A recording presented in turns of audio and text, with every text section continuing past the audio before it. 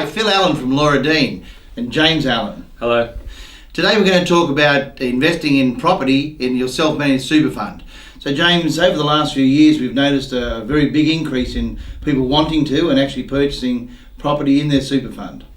Yeah, that's right, Phil. So traditionally what's been occurring over the last couple of years is mum and dad investors have been utilising their superannuation money and taking that as a deposit to go out and purchase a property in their super fund. So they're using that initial deposit along with a loan generally from a bank to go out and buy a large asset such as property and then run that through their self-managed super funds. Okay.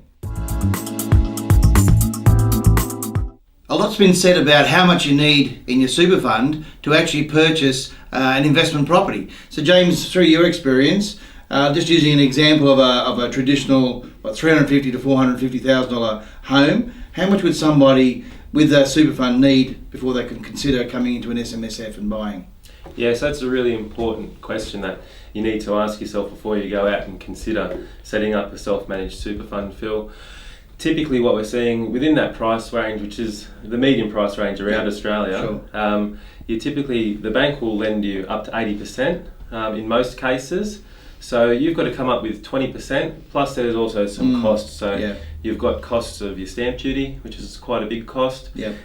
You've got all your setup fees of the loan, and also your trust and holding corporate trust trustee documentation that needs to be considered. So I'd say approximately about $100,000 to set all that up with a property, and then you'd like to have a bit of a buffer in there as well, just in case that property didn't have a tenant or you've got to pay for insurances and maintenance. So I'd say an overall balance of at least $150,000 to be safe. Yeah, that sounds like a good balance. So if you've got $150,000 in your super, or it could be yours and your spouse's super, or two or three mates could get together. Well, you can have up to 4 people. There you go, up to 4 people. $150,000, you could actually invest in a property at the moment. Yeah.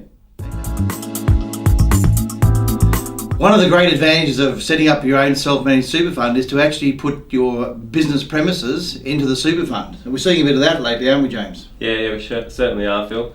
So the smart business owners out there that have their own business property or are looking to purchase their own business property are actually now utilising a self-managed super fund to run that business property through. So you can either borrow again with a bank, or if you own that property, there's certain states that allow you to transfer that in pretty seamlessly into a self-managed super fund.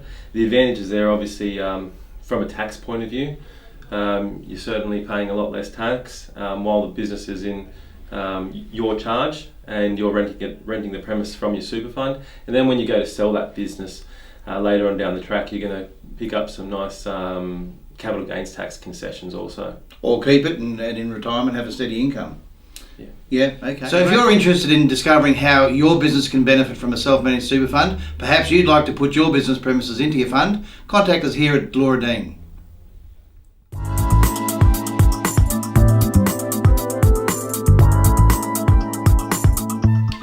To coincide with the end of the financial year, at Laura Dean we've come up with a fantastic offer. So if you've been thinking about a self-managed super fund, James, now's a great time to do it. That's right, Phil. For the months of May and June this year, Laura Dean will be setting up and establishing your self-managed super funds free of charge with individual trustees.